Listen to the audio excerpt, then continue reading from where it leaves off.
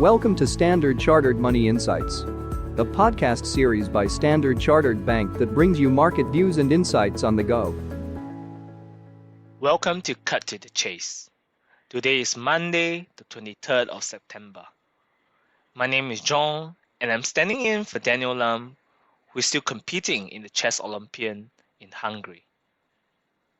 The BoJ wrapped up the busy week for central banks with a hold on its interest rates. As per consensus expectations, the BoJ kept policy rate unchanged at 0.25% on Friday, while leaving the door open for more rate hikes in the coming months. The expected rate decision means that the market reaction was relatively muted. Japan stocks pared their gains, while the Japanese yen strengthened initially before reversing on the dovish Governor Ueda presser.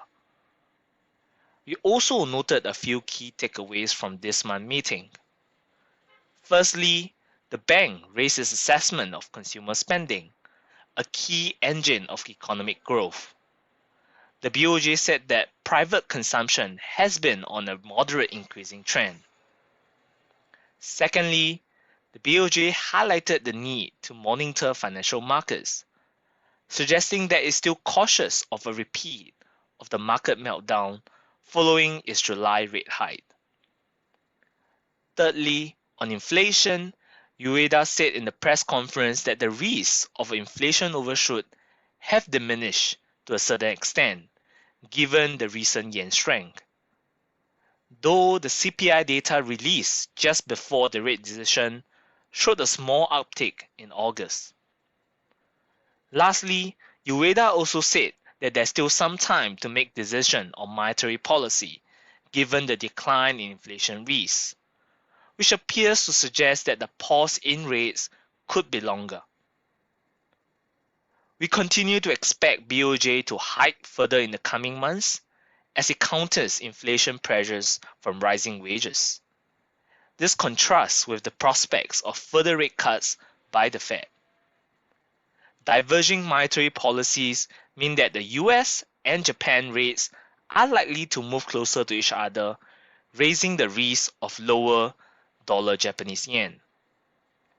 Further strength in the yen presents a headwind to Japan equities, given their export-centric nature.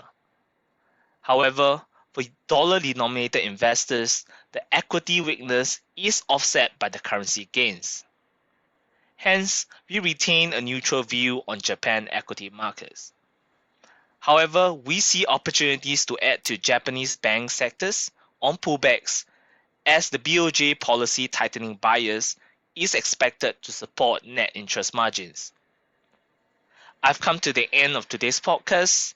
Thank you so much for listening from start to end. If you enjoyed this podcast, please help us to like, rate, and share it. Speak to you again tomorrow. Thank you for listening to Standard Chartered Money Insights, a podcast series by Standard Chartered Bank. For more details, visit Market Views on the Go on our website or click the link in the description.